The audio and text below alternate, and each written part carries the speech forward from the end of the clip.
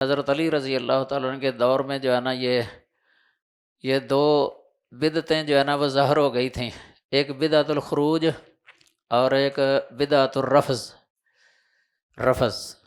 خروج کی بدعت کے نتیجے میں جو ہے نا خوارج پیدا ہوئے، ظاہر ہوئے، اور رفض والی بدعت کے نتیجے میں جو ہے نا یہ رافضی، یہ ان میں غلو پایا جاتا تھا، یہ روافظ کے اندر۔ یہ حضرت جب ظاہر ہوئے نا تو حضرت علی رضی اللہ تعالی عنہ کو انہوں نے رب کہہ دیا تھا کہ یہ رب ہے، علی رب ہیں۔ یہ ساری وہ شرارت تھی ابن سبا کی، ابن سبا تو وہ ویسا یہودی تھا، اس نے منافقانہ طور پہ کلمہ پڑھا، اسلام کے اندر داخل ہو گیا، مسلمانوں کے عقائد اور نظریات کو خراب کرنے کی کوشش کی، تو علی رضی اللہ تعالی عنہ کے بارے میں غلو کیا۔ یہ ان میں سے ایک یہ تھا کہ علی رب ہے۔ ان کو صحیح بخاری کی روایت کے اندر زنادقہ کہا گیا ہے، زندیق لوگ۔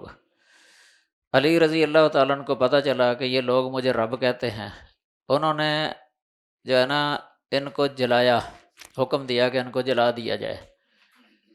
تو پہلے ان کو سمجھایا تھا لیکن نہیں سمجھے، پھر جلا دیا، آگ میں جل رہے تھے، پھر بھی کہہ رہے تھے کہ علی رب ہے، کیونکہ رب ہی آگ کے ساتھ عذاب دیتا ہے۔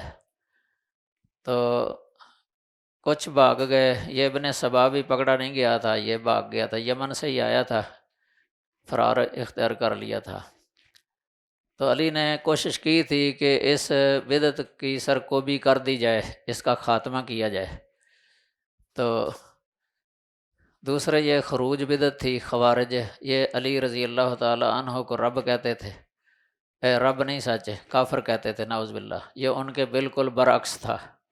معاویہ رضی اللہ تعالیٰ عنہ کی بھی تکفیر کی تھی اور علی رضی اللہ تعالیٰ عنہ کی بھی تکفیر کی تھی خارجیوں نے، اور مسلمانوں کے ساتھ لڑائی کرنے کو جائز سمجھتے تھے۔ انہوں نے اس طرح غلو کیا تھا دین کے اندر، تو یہ گویا کہ علی کے بارے میں ادھر غلو تھا، یعنی ان کو ان کے مرتبے سے بڑھانے میں، اور ادھر غلو تھا ان کو ان کے مرتبے سے گھٹانے میں، یعنی ادھر تکفیر کی ہے، ادھر رب کہہ دیا۔